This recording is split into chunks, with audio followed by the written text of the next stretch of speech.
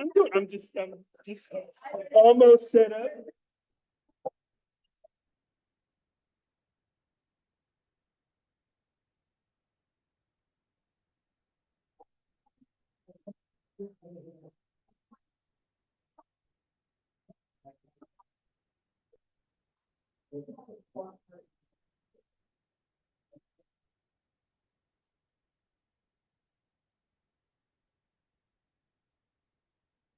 Hello.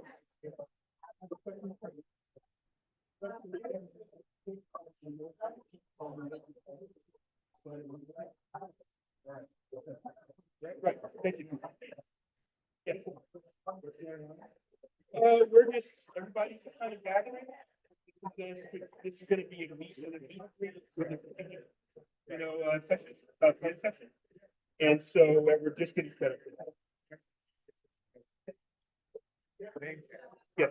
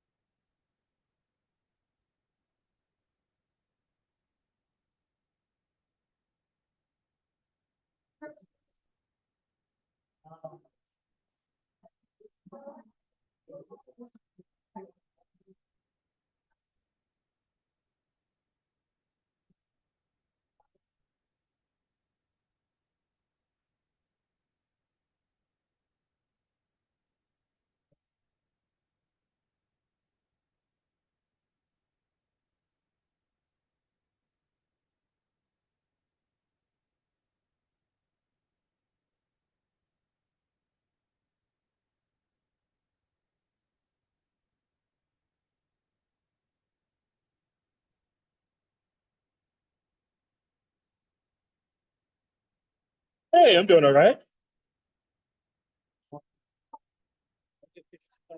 No, we haven't. Ed Hernandez is not here yet.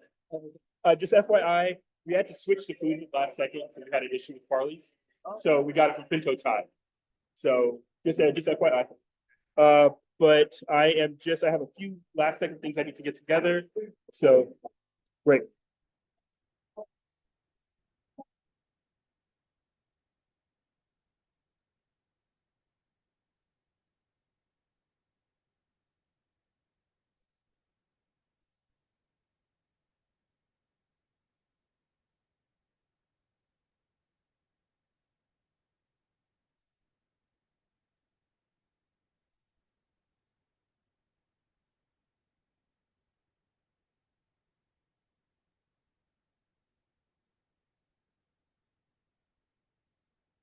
Treat.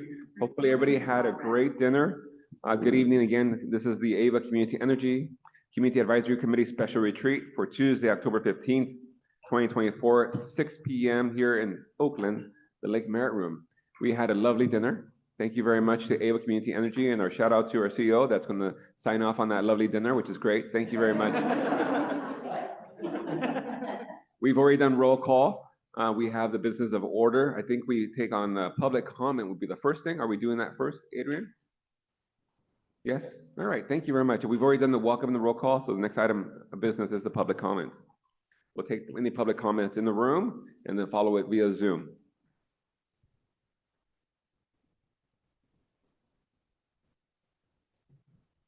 Seeing none? There are no hands raised. All right, perfect.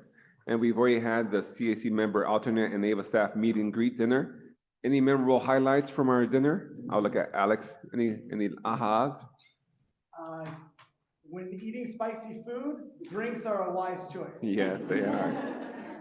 And I think it was a pleasure to maybe get to know some of our members and alternates and staff members better, so that way we can move our community of AVA forward, whatever that may look like for the future, for cleaner and greener and a better East Bay and beyond. Other comments from the members from their dinner? I'll entertain that. And then alternates? Put in work for them. Where was the dinner from? Pinto Thai. Pinto Thai. Great food.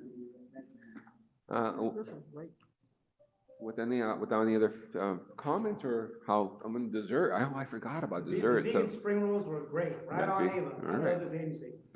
Well done, Ava. Well, with that, we'll move to the CAC strategic planning session. We'll discuss priorities and consider updates to the CAC work plan. I think with Alex will take the lead and we have a presentation. Yes. Perfect.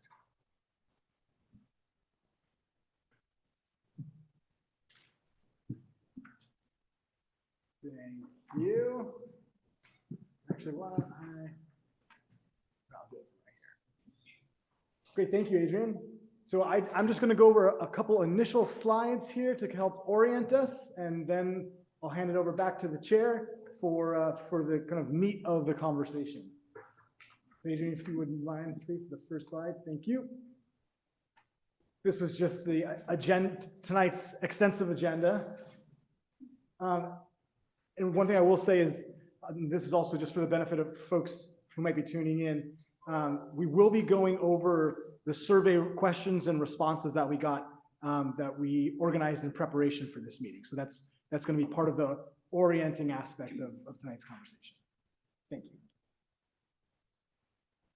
So just to go over what the goals of the evening are, aside from getting great food and getting to know one another in real life, we have really three objectives here that are interrelated. The first is to get to know one another a little bit better. We have had some new members join, both because there's been some turnover on the committee, but also because we've welcomed a few new jurisdictions into our Joint Powers Authority and into our service area. So this is a great opportunity to get to meet them, as well as some new staff members and a new CEO. And we're also going to orient part of the conversation around updating our work plan. And not everyone may be aware of this, but in the JPA, the Joint Powers Agreement, there is a section that discusses this committee, and among the responsibilities of the committee are to develop a work plan. And we felt it was a good time to revisit that and to update it for look into the new year. And then also in general to develop the CAC's priorities. What are the priority objectives? You know, there's a lot that comes with this agency and the services that we provide to our communities. And so there's many different competing priorities. And so one of the goals here is for us to identify a few key priorities and then align those with our staff processes going forward. So that's the agenda for the evening. Thank you, Adrian. I'll do a quick overview. I know that folks here, more than most, are very familiar with this agency and how we operate, how we function, what our background is. In case there are any questions about some of those just basics, we do have some slides in the appendix of this that we could go over. But for the sake of time and for other priorities, I'm just going to give a quick history here.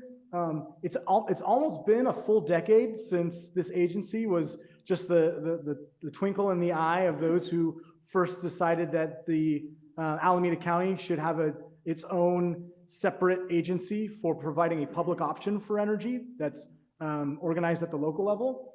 And I just want to point out that there are a few members who are still on this committee, including Ernie and Rachel, who were on the steering committee. So if you have any questions about the deep history, and thank you, and Cynthia, thank you. So there are some people who've been here for that entire time.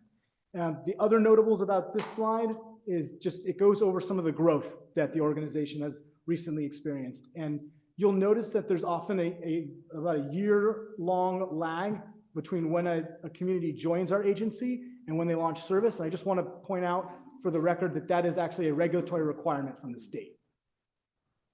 And unless there are any questions about this, I think I'll allow things to proceed. Thank you, Adrian. Okay, I mentioned before that this agency is formed by Section 4.9 of the Joint Powers Agreement. Again, it's an advisory committee, and everyone here has been appointed ultimately by the board of directors.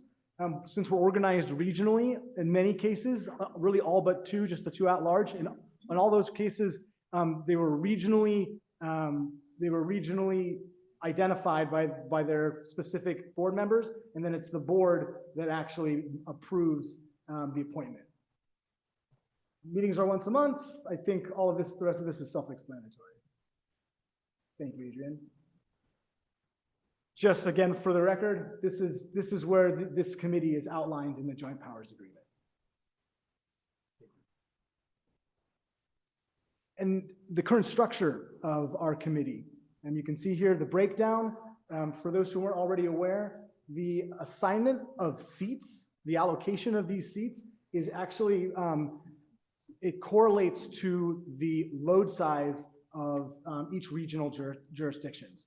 So that's why you see that some regions have more seats than others. And again, this is per the Joint Powers Agreement. Oh, and yes, no, that's all up to date. Thank you. Great. Here's a list, the roster for our committee. And this is where I want to make one update that Member Weiner is no longer the alternate because the previous member has withdrawn. So Peter was formerly an alternate and now will be the full-fledged member. Great.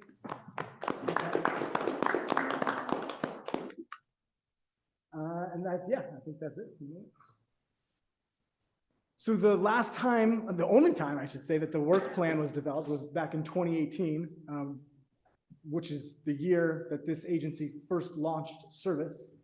And this slide was really just summarizing what that work plan entailed.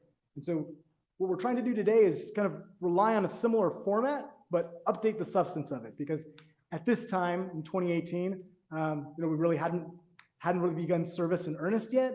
And the agency has grown quite a lot. In 2018, they didn't know there was going to be this thing called the COVID pandemic happening. So a lot has happened in the intervening years, and it's a good time to be updating things. Thank you, Adrian. And so, again, with that, our next order of business is going to be the actual discussion about how we want the CAC to prioritize the many issues that come before the agency. We have all of the responses to the survey that will be coming in the ensuing slides with each question. So we're actually kind of going to do like a rerun of the survey itself as one big group.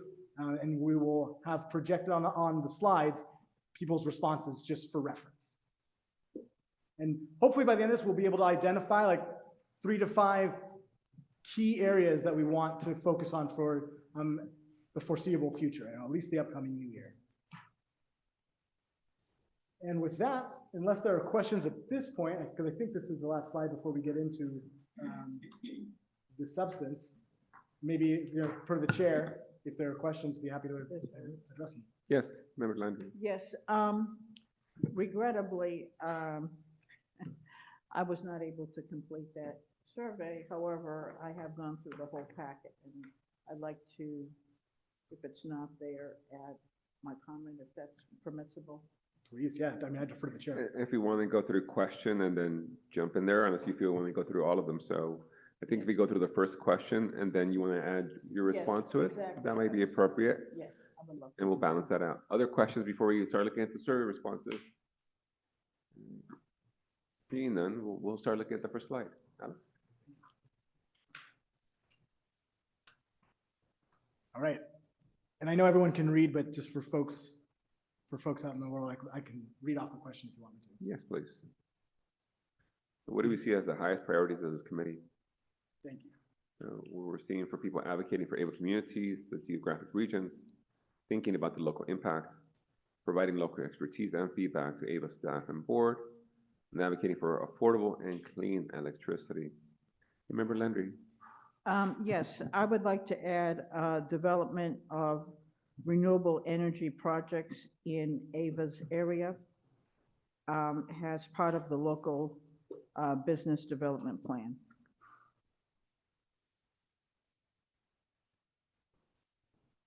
Yeah, we'll go through the questions unless we have people add other thoughts. Member Balthazar. Can we add to this? Yes. So a lot of the city, I became aware of Member Lutz's survey that he did of the various cities. And I thought it was a very interesting survey about how AVA related to the cities in terms of their climate action plans. And I think it would be very helpful if Ava could somehow interface with the cities to help them follow up on what they're trying to do specifically. And I don't know if that would be the role of the CAC people to maybe relay what the various cities are trying to do. But I think something to do with the cap, if we could help cities support their climate action plans. That's great. That's good. May I add? Yes, yes, sir. Chair? So one response that I just wanted to share with folks is that our team, led by my colleague Kate, we meet on a monthly basis with members from all of our cities. So city staff, we have a monthly meeting. We call it our Muni Pals meeting, which is a smush of municipal partners. But so we meet with the Muni Pals on a monthly basis at least, and we also meet individually on like project-specific items. So we are in constant contact with our city and county staff partners. And also I would defer to Member DeFranco to speak to that effect, because in her previous position when she worked with the city of Fremont, she was one of our Muni Pals. Yeah, so I was actually going to speak to that. I think the city staff who are tasked with implementing climate action plans, they are trying to coordinate a lot of different efforts. And when it comes to energy goals in particular, the cities are very dependent on AVA's programs and projects to be able to achieve the climate goals. I know as we were working on the Climate Ready Fremont Plan, which was adopted just before I left my position last year, there were some of the top priority actions were specifically related to, programs and projects that AVA is leading on. I think that, the Muni Pals group is a great place for the city staff to connect on what AVA is working on, to hear what's happening from, policy perspective, to learn about projects and programs. There's also a place for city staff to give feedback on what we would like to see in terms of how it relates to our roles. I think, and I'm speaking in, when I say our, I mean my previous role. I think there is still, more opportunity to have deeper integration with the way that city staff working on climate action implementation efforts can help to, inform programs moving forward. And that was, often a point of feedback that we gave to Muni Pals, and, working with Alex and Kate had been really, a great working relationship, because they're very open to that feedback. AVA's moving super fast in a lot of directions, and so the cities are trying to do the same. And so getting those things aligned, I think, was often challenging.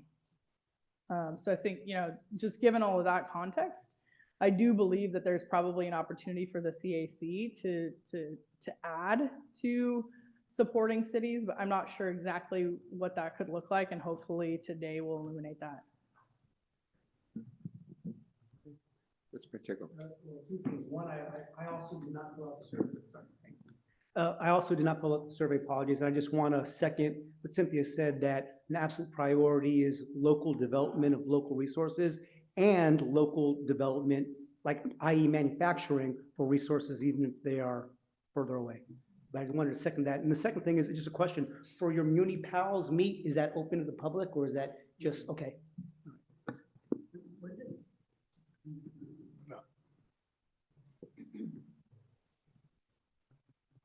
I'd like to Yes, please. comment. One of and I talked to, I don't know, 3/4 of the city's sustainability officers, or whatever they call that role in that city. And the one thing that came up repeatedly was how different each of the cities are. I mean, some of them have great budgets and others of them are struggling. Some of them have predominantly new buildings, others are really old. Some of them east of the hill, they need a lot of air conditioning. West of the hills, not so much. So and what they want to do and what's important to each city tends to be surprisingly different. I hadn't really sort of paid any attention to it until I got into conversations with their sustainability officers. And the one thing I heard, and hopefully it's changed, was there was not enough advance interaction with office staff on how to coordinate the programs so that they would be applicable. You know, by the time the programs are rolled out, they're pretty well defined, and they may not work for all the cities and for various reasons, you know. So I don't know if that's still an issue or not, but that might be where the CAC could say, and it'd probably help us too, here's sort of long-term what Ava's trying to do, or, you know, working on projects that aren't going to be implemented for another couple years or maybe 5 years, and how can cities get input into what would work best for them. And of course, given how different the cities are, I mean, you know, think Pleasanton versus Hayward, for example. You know, I wouldn't expect all the programs to work for all the cities, but, you know, having a sensitivity to that would help.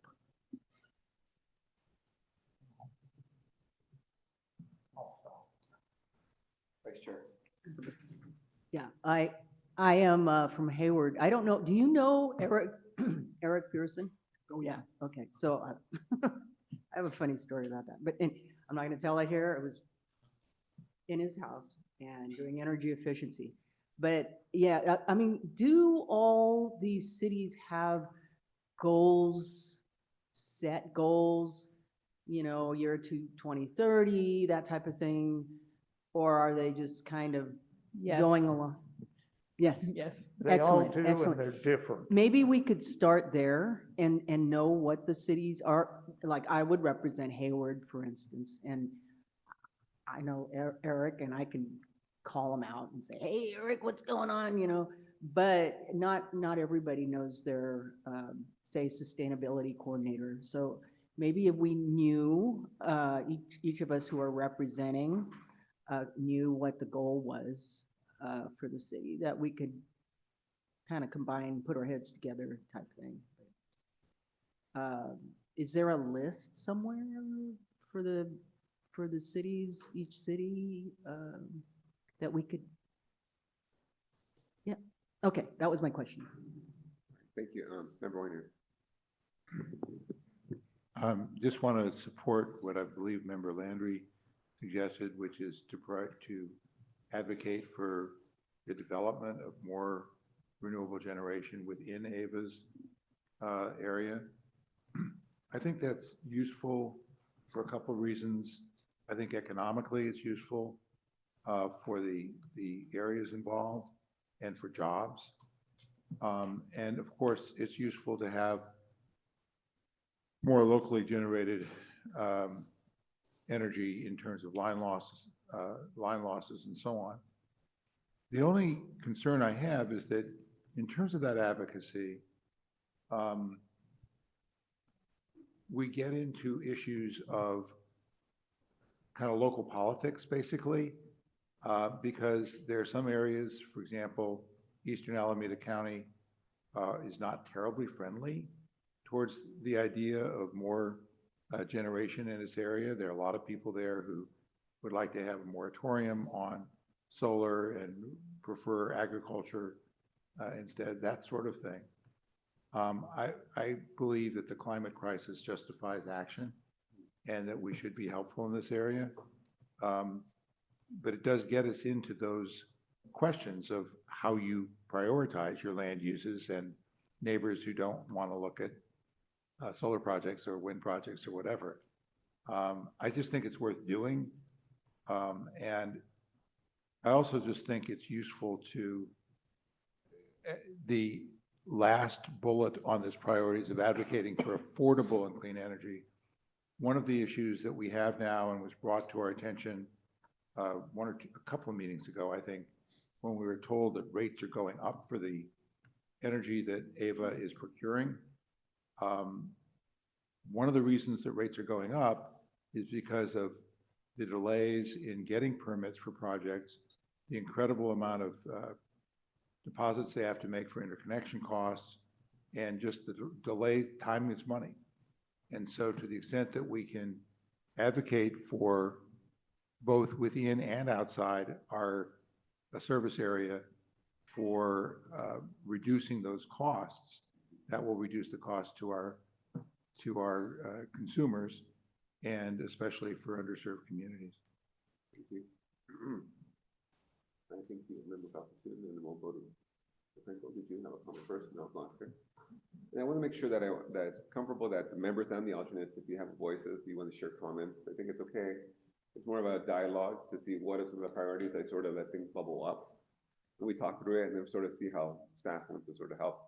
What are the down prioritized? I know there's a lot more comments on the next slide about some of the quotes. But we'll take these couple comments and we'll look at the next page, and then we'll go from there. I just wanted to support the comment about getting to know each other's communities. And I was thinking maybe we could have a survey where we just talked about specific things we want to know, like number of people, energy, what energy sources, how many people have right choice, or that kind of thing. And then I also wanted to comment on sort of what Member Weiner was saying. I agree that we do need more generation, so I'm not disagreeing with that at all. But I do think that when I look into electricity affordability, that it's not just getting solar or whatever. I think it has to do with connecting like energy efficiency with the generation. And there's like a pretty complicated thing, and I hope we kind of bring that in instead of, and I know you didn't mean it that way, so, but just to make sure that we talk about like the deeper dive of how many programs and connect the programs we need to get electricity more affordable for people. I totally agree. Member DeFranco? Yeah, so hopefully I don't want to give too long-winded of a response, but Vice Chair Sousa brought up some questions, so I wanted to try and address them given my past role. So every city has a climate action plan. Most of those have been updated within the last few years. So there's typically, a reduction target for 2030 and then a long-term carbon neutrality target for 2045 or 2050. Within those plans, there's, a series of strategies, measures, and actions on how those cities can achieve those targets.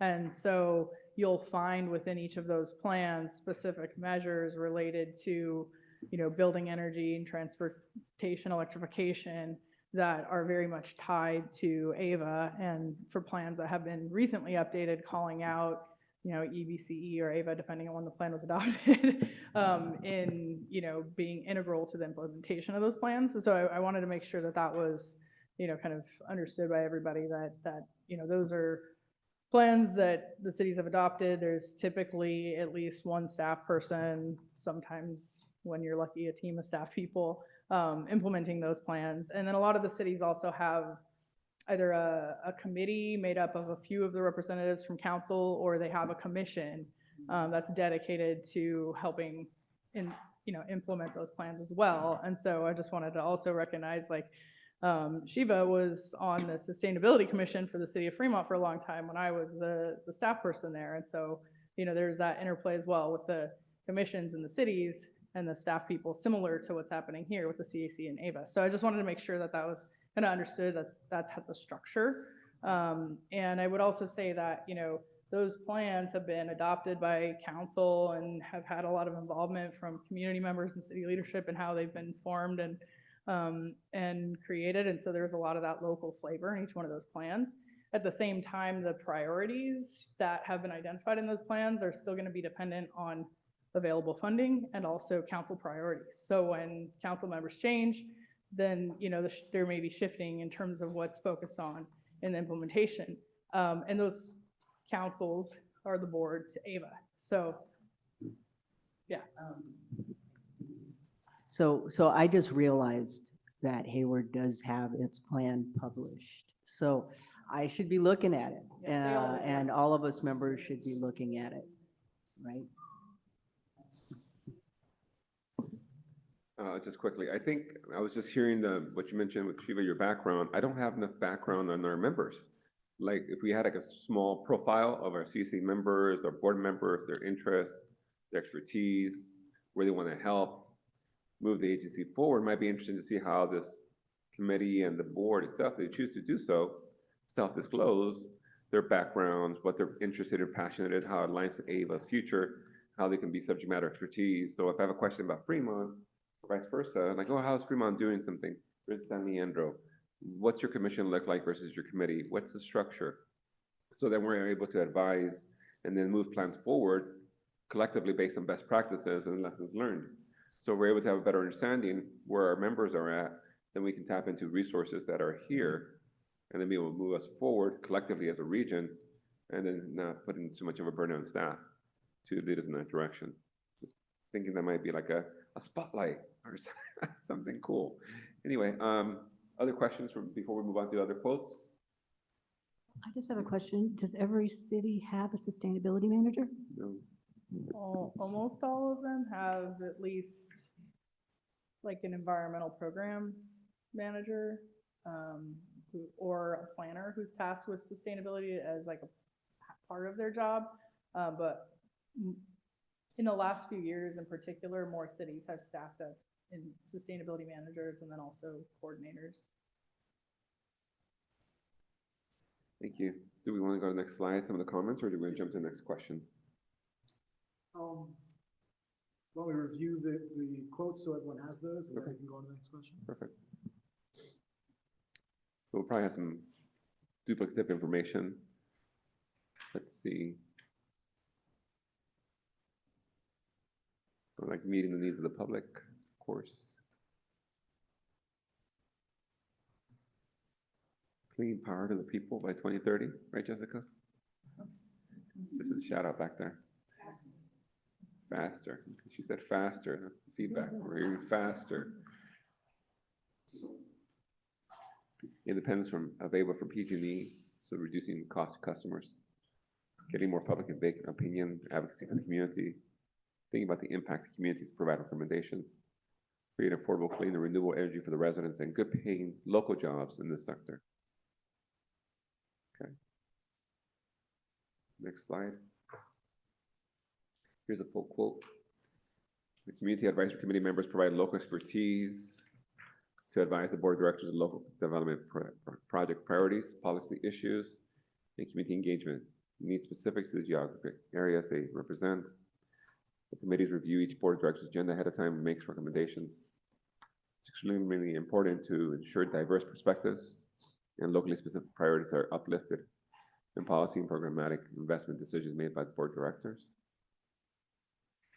This individual sees the CAC provides a gut check and ground truthing that efforts being proposed and considered by the AVA staff and board of directors.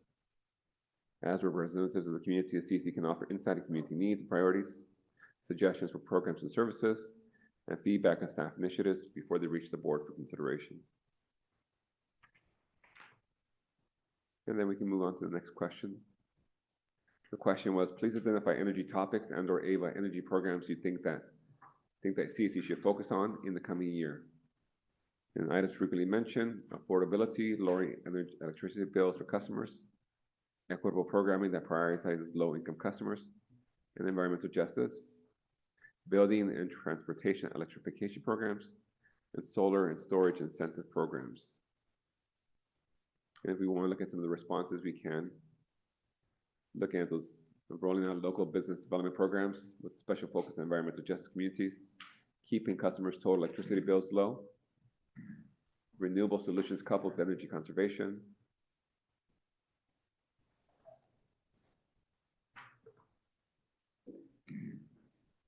and towards the last sentence, seeing rolling out new electrification programs are specifically designed to help moderate and low-income households and renters. And I think that one of the second to last comments, the next slide, is about resilient hubs, incentives for solar and battery storage for residents. I think we've talked a lot about resilient hubs. There is more of a trying to understand what that is. And so I don't know if we want to talk about that here more, but identifying those topics of interest. So what are the things that people in this committee really want to hear about or want to focus on?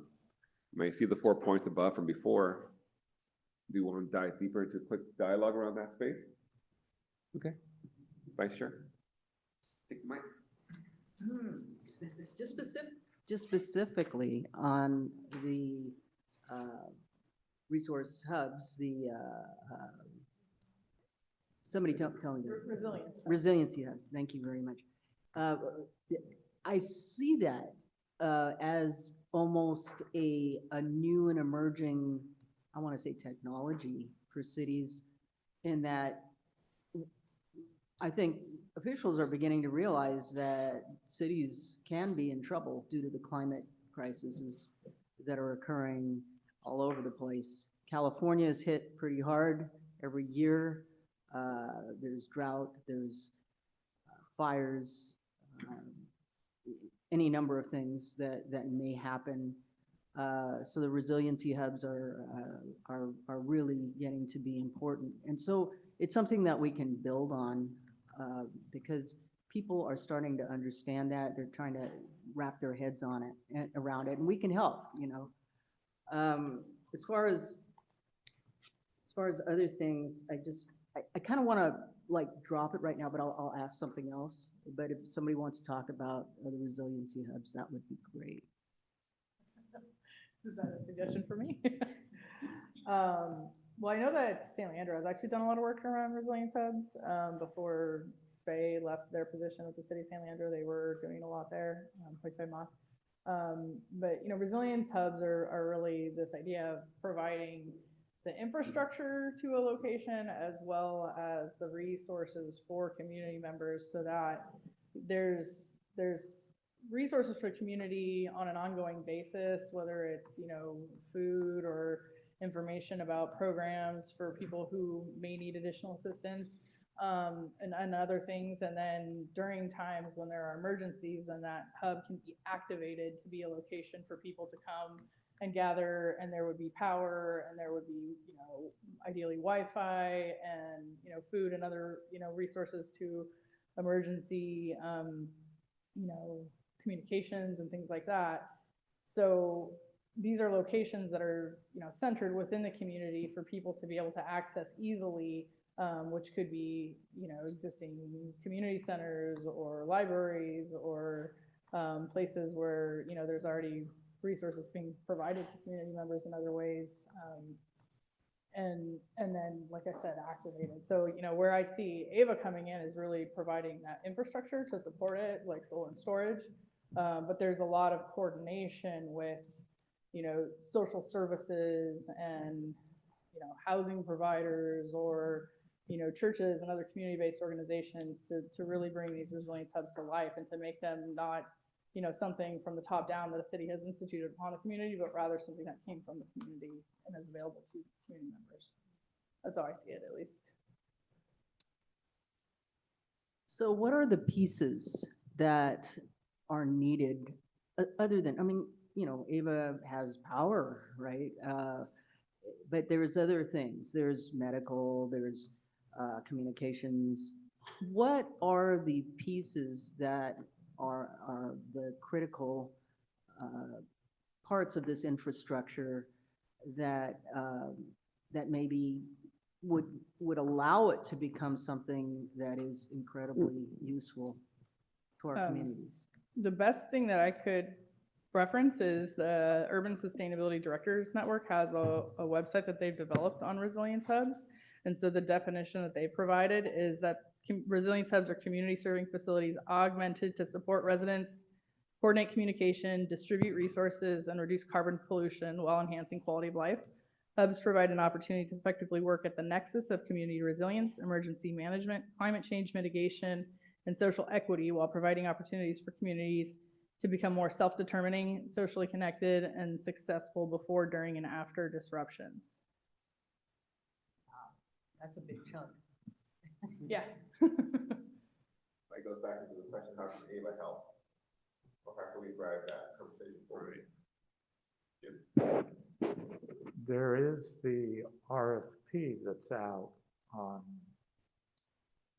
that AVA put out to help with the resilience hubs, and maybe Alex can describe what that is, or whoever's the right person of what's being planned there. Yeah, I defer to Ed, the expert. Yeah, I can speak to that. So we do have the solicitation out for working with some community-based organizations to identify, to help define and identify potential resilience hub sites. So that solicitation is closed, and we are in the evaluation stages of proposals that come in. So that's something that's ongoing, and then there's a variety of other activities that we have to support resilience hubs, from technical assistance and upcoming solar and storage incentive program that we're planning to launch in early 2025. You give a preview? Like, what are we seeing in our key response? Are we seeing geography, or we're looking at infrastructure needs, or just programmatic solutions, plug and play? Yeah, I'm not really at liberty to talk about the actual responses to the proposals. I can just say that we're evaluating the responses that we've gotten to an open RFP. What were you asking the respondents to do? Yeah, so we're asking the respondents, who would be community-based organizations who would be working on resilience and resilience hubs in our communities, to do some focus groups with throughout the community, geographically distributed throughout the community, to identify resilience hub needs and kind of help define what are the community needs and what are the capacities that these resilience hubs would be providing, technical capacity or services that they would be providing to their communities, to help really kind of hone in on what would be AVA's definition for resilience hubs and the eligibility criteria of, to be able to receive kind of the ongoing technical support that we're trying to provide in the form of an engineering help. There's about $2 million that we put into a program to provide technical assistance to community-based resilience hubs, recognizing that a lot of resilience hubs in the churches or community centers don't necessarily have the technical wherewithal to kind of design and go out to bid for, to get bids for building solar and storage and other energy assets that would be necessary to provide resilience in times of power outages. So that's a program that we're kind of putting together that would then result in programs applying for our solar and storage incentive that we'll be launching in early 2025. The goal of that and the budget of that is to get many tens of resilience hubs operating. So the kind of specification that we were targeting with our resilience hub grant solicitation was to get, over the course of multiple years, 3 years, kind of 300 potential sites that would meet the eligibility criteria and pass some first order filtering, such that we could move a good portion of them through the technical assistance program, and then out the other end getting an incentive to be able to operate a resilience hub in the community. So we're trying to look at like 300 or so potential sites over a few years. A good number of those get our technical assistance, and then some of them come out the other side with an operating resilience hub. And AVA is really looking at kind of supporting the energy portion of that work. There's lots of services that the communities may be looking for. The resilience hub program is kind of focused on what is the energy resilience, since energy is AVA's specialty. That's what we do, provide energy. So we're not necessarily, we're not looking to support any and all services.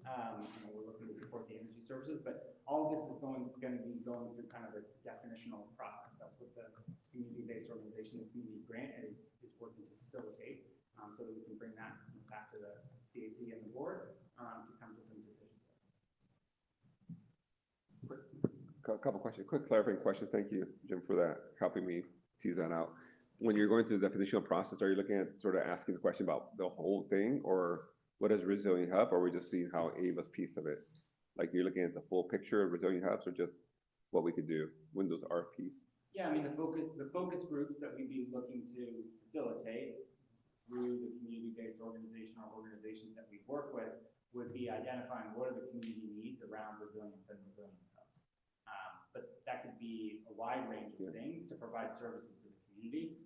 Through our Resilience Hub Technical Assistance and Incentive Program, we're looking to provide energy resilience so that those facilities can provide those services in times of power outages. But AVA is not going to be providing dollars for distributing water or printing pamphlets on resilience. I mean, yeah, you get my point. Like, Yeah. we're trying to support the facilities to be in operation when there is grid outages and resilience. Thank you, JP. And then that information that you're garnering, will that be shared back to the municipals so they can fill in those gaps? Because you're gonna cover one piece of it, but there will be gaps in the other needs. Is that information gonna flow back to the member agencies so they can fill those gaps with those sustainability directors? How do you see that information getting distributed after the fact? Well, we would expect that the resilience hubs themselves they've identified what are the services that they need to provide to the community, and then they have capability to provide those services. I mean, we're working with our muni pals constantly as we evolve the programs and services that we're providing, and we work with them a lot on their climate action plans, as previously discussed. But we have our critical municipal facilities program, which is for city-owned facilities, and these are for non-city-owned facilities, community-based kind of resilience facilities. So yeah, we'll certainly be working with city staff. As Rachel mentioned, San Leandro has its own program as well. So these are things that we certainly talk about with our city brother and staff. Thank you. I think Alex, and we'll come back to him. Yeah, Chair, if I could interject, it seems like resilience hubs may be one of those key priorities that this body would like to dive deeper into. So, deferring to the group and to yourself, and maybe we could identify that as one of the key priorities for future meetings and to put into the work plan. Yeah. So my question, I'm trying not to be long-winded about this, but so AVA is providing the energy piece. But are there any state or federal agencies that are creating resilient hubs currently that AVA could partner with so that we could bring that piece to something that is being grown already at the state or federal level? Yeah, so certainly one of the things that we would be looking to our technical assistance provider would be to kind of compile some of those other resources that may be available to resilience hubs that are coming in. So there's regional and state and federal support. How you access that is often quite complicated. Well, I just want to say that, so I was working for a political appointee at EPA, and to build on the environmental justice program, we did an urban environmental initiative. We were given $1 million to develop this program. And what we did was this, like you're doing with your community partners, we had them identify a group, and we decided what would be like sustaining and that would keep going after, I don't know how to describe that, but keep on building. And so we kind of had this structure, and I'm wondering if in your mind, I know it's a funding thing, but could it be like you fund a seed, grants to these people, and then they do, build another piece, and you get your water partners and all the people that are doing the resiliency, and you have an end goal of a sustainable system for resilience. So I think it's like, I don't know if we're starting it, AVA's starting it, or anyway, that's mine.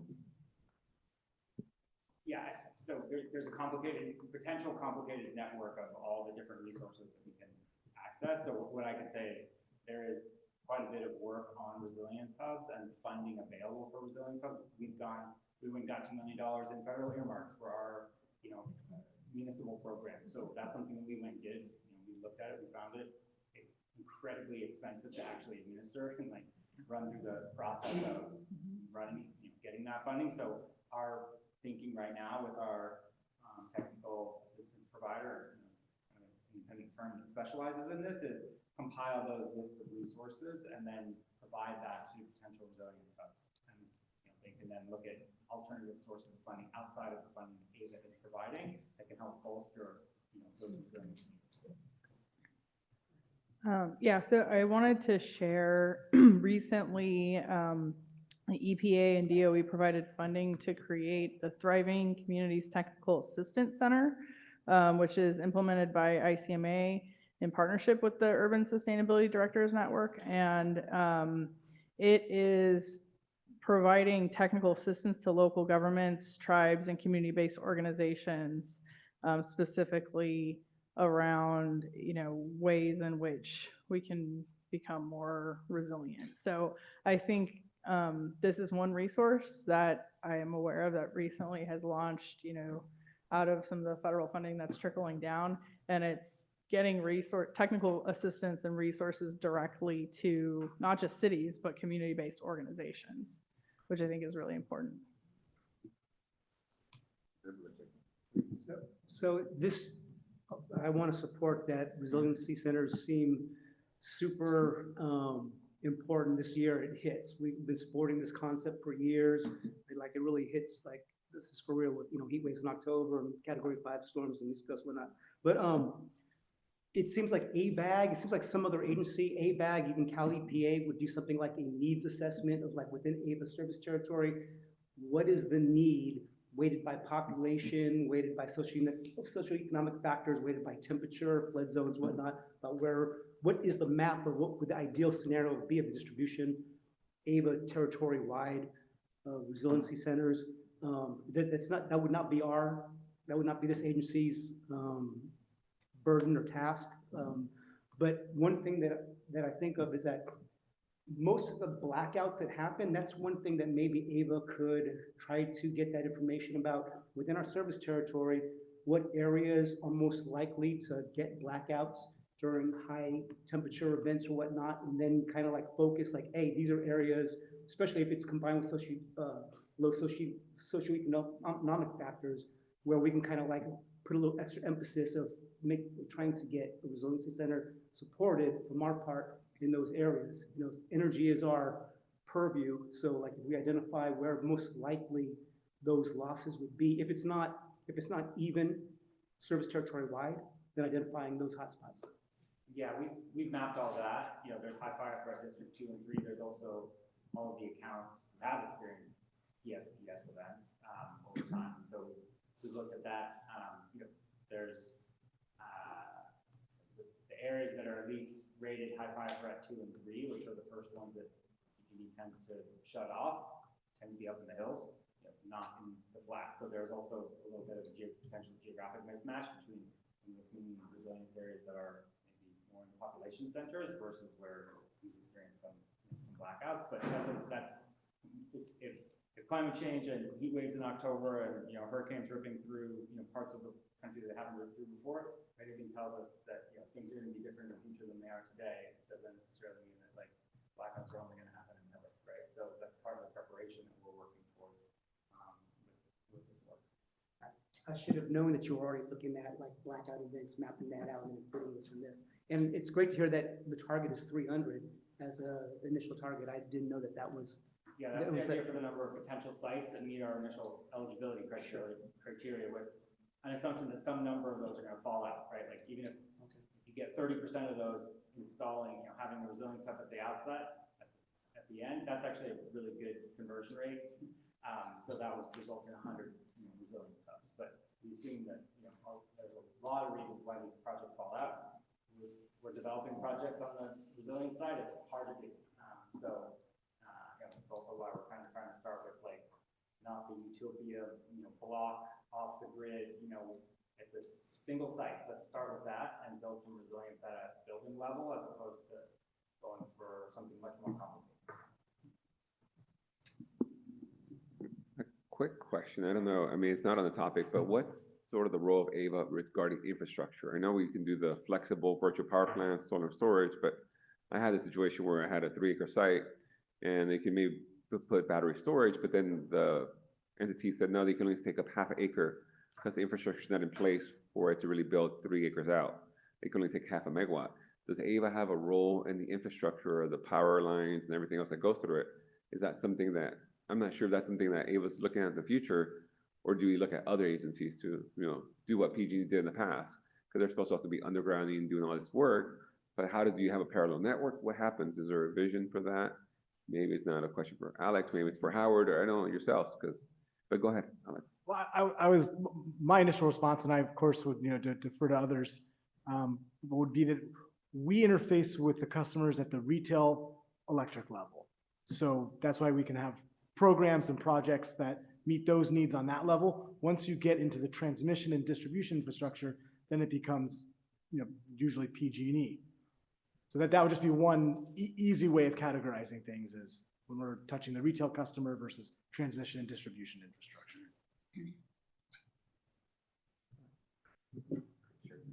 Is there any, perhaps a plan for microgrids, building our own infrastructure? Well, I guess I'd say the critical municipal facilities program and projects might be one example of what a microgrid could look like at its inception. Can you just, so not everybody knows the definition. Can you elaborate the definition, what that is, for some of our members, alternates don't understand what that is? So just to open up, what is that, this critical municipal facility? What is that? Oh, well, I can divert it. Overtime. So that's a project that we've been working on for a few years now, trying to help our cities build out solar and storage resilience centers at city-owned facilities. So right now we have about 50 sites that we are working to execute an agreement with a developer to build, and then agreements with each of the 7 cities who are participating that would be building out anywhere from 2 to 10 or 12 sites. Our first project went to City Council tonight with Hayward to get approval for Hayward to negotiate and execute a contract with AVA. Should everything work out and we can deliver energy savings and resilience to the city across the sites that they have submitted. But yeah, we've got about 50 sites. We've been trying to build this out for a while now. It is incredibly complicated to deliver resilience in the form of solar plus storage at any level of cost effectiveness. So anyway, we've been working on it for a while. We have 7 cities who are participating: Berkeley, Fremont, Hayward, San Leandro, Livermore, Pleasanton, Oakland. So those are the 7 cities. I have it memorized because I've been staring at it for the last 6 years. So anyway, yeah, that's something that we're working on now. Just to clarify, is AVA doing it, or you have a developer that you hired to do that development work? So we went out to market with a solicitation to find a developer who would develop, own, and operate those assets. We will be the buyer of electricity and storage. So we have a PPA, a power purchase agreement with the developer to build, own, and operate all those assets, and then we basically mirror that PPA, that power purchase agreement, and we sign up with each of our 7 cities. So we would have 7 independent PPAs with each city and 1 master PPA with effectively the developer. And so then we kind of stand in the middle of that. One of the issues with solar and solar PPAs with cities and folks who have them is they get sold off like a mortgage gets sold off, and a city who's operating that asset or trying to have that asset be operated for them ends up picking up the phone and not getting anybody on the other side. So for better or for worse, call us insane, we're putting ourselves in that position of being the city's kind of point of contact between the operator of the assets and the assets themselves. And so part of that is the cities have confidence in us because CAC and the board, their councils are going to sit on our board for the term of that 20 to 25-year power purchase. Thank you. Oh, yes.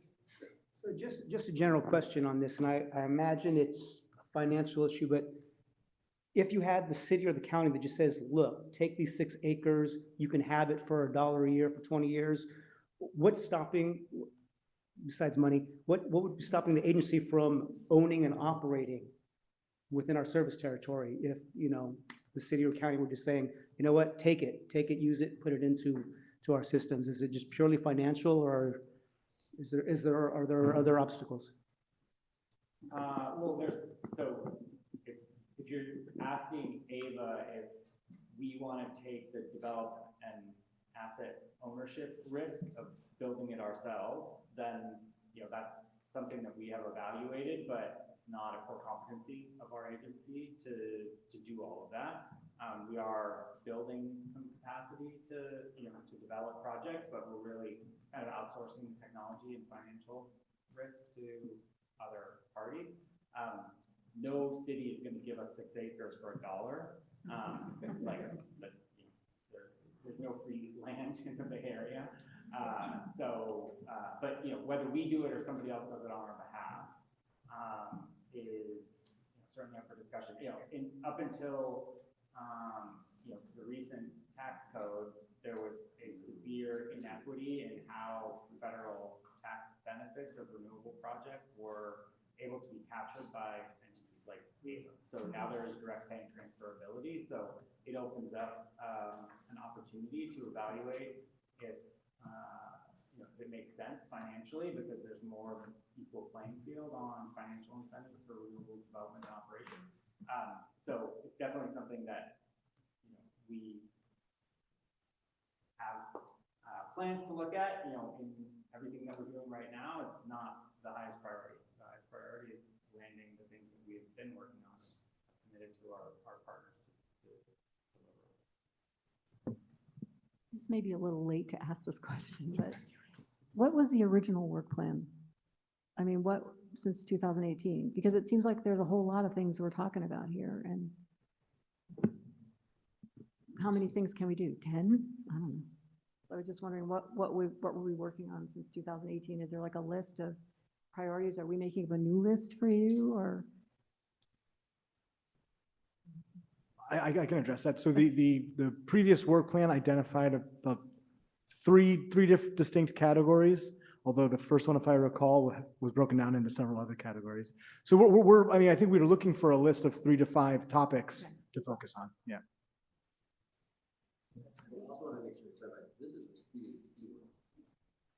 Right. I mean, but so I kind of wanted, I feel like we react to what the board is working on, but also doesn't the board want us to feed in topics too from this work plan? Isn't that? I think that the work plan is for the CAC to identify the topics that it feels are most relevant, and with the hopes that that will help advise the board. Okay. But do we know what the last CAC work plan was? Yeah, it's published, it's online. There's actually a link to it in here, but it's available under our key documents section of our, and then, yes, thank you, Adrian. That was it, okay. Yes, this is the summary of it. It strikes me that we have, and this is sort of a response, it strikes me that we have 2 different kinds of agendas. One is informing the board in terms of what's before it as to what we think about it. And the other is issues that we may feel are important that the board have more information about whether or not they think so. So there's both a kind of a gatekeeper function for the board in terms of at least how some of us think about what is before them. And the other is in some sense a form of advocacy to the board about what we think they should be doing or taking up or focusing on. And it strikes me that we absolutely have the duty to inform the board what we think about items that are coming before them. And on the other issues, it's more discretionary on our part as to what we want to focus on. Could be resilience hubs, it could be something else, or whatever. So just trying to set the stage a little bit about how we're doing it. I think that's helpful. If I can, yeah, so I really appreciate that comment, Peter. I think, one of my comments was, that I think the CAC kind of does 3 things, right? We can offer insight directly on the communities that each of us is representing, because we're here representing specific communities, and we've heard from members of the CAC that all the communities are very different and may have different priorities. We can provide suggestions for programs and services, which is more of the proactive approach that you were saying, Peter, and then feedback on the staff initiatives that are coming forward in front of the board. So that's really more of the reactive role that we have. And I think what I've seen so far in serving on the CAC is that we're doing a lot of the reactive and not a lot of the proactive. think that's very helpful. Reactive versus proactive. You know, with that, I think, Howard, do you mind speaking to that? Because we had the conversation when you came as CEO that you wanted to maybe consider, and this is what I heard you say, evaluate how do we want to evolve the CAC? And part of the conversation we had was, how do we sort of are more proactive versus just reactive? So I don't know if you want to speak to your vision, your thoughts on how this CAC flows and sort of the guardrails around that space. Yeah, I mean, I think the basis of the survey and sort of agendizing the sort of strategic planning session was to try to really gather thoughts and insights from the CAC itself to understand what are your interests, what are your priorities, what do you view your role is in representing your communities that represent your cities and geographies. And so I think the reactive portion is fairly straightforward. We put forward an agenda, we pull certain items off of that, there's certain comments right there. Some of those are very programmatic, specific, some of them may be policy oriented. I think on the proactive front, that's where year to year, there's different visions from different CAC chairs and really the membership of the CAC as to what that looks like. And I think that's what the work plan was intended to do. But if you really look at the work plan, and we provided sort of a summary of the broad areas of that work plan, there is a link to that document that goes on. It's very broad, which kind of covers everything under the sun. And when you identify everything under the sun, that's not really effective prioritization. So really, it is to speak to the members of the CAC and say, what are those things that are interesting? What do you think is a need of your community? What are those things that you're proactive about, whether they be resilience hubs or something else? The staff is here to help facilitate and guide and inform, but at the end of the day, that's, I think, why you have all elected to be part of this group, is to help provide a voice there and representation there. So really, look for your guidance. I feel that oftentimes the board has already made its mind up by the time we give our opinion.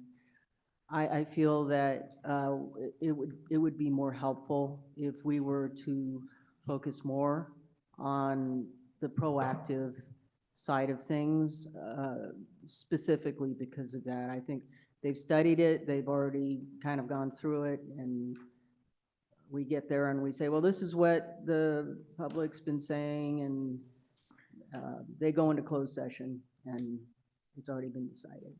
So I do think that we would be best served to perhaps shape our message prior to that decision.